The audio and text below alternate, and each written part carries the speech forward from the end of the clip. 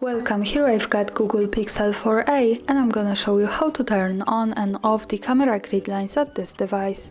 So let's start by tapping on the camera button to open it, and for now we are in the standard photo mode. From here let's go to this button at the center. When we pick it, we can get access to more options about the camera we can manage. Now let's move to this button from the right. By tapping on it, we can open the advanced camera settings.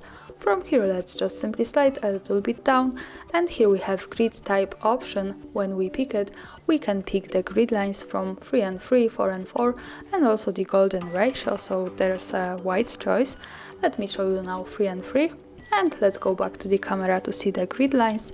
As you can see, we have these lines. This is useful, for example, when we want to use the rule of thirds in photography. Now let's tap here once again, and let's go to this button from the right. Let's pick again the grid type and change it to 4 and 4.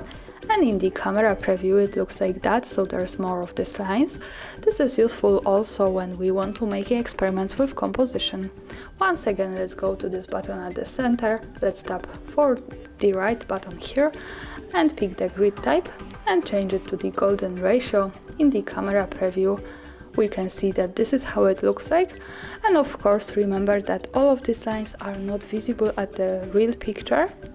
So when I take a photo and when I go here to the right to the gallery, we can't see these lines at the real picture, so the grid lines are only to help us taking better photos. And of course when we don't need them, we can go easily to the center here, then to the right, pick the grid type and pick the off option. So for now the grid lines in the camera preview have gone.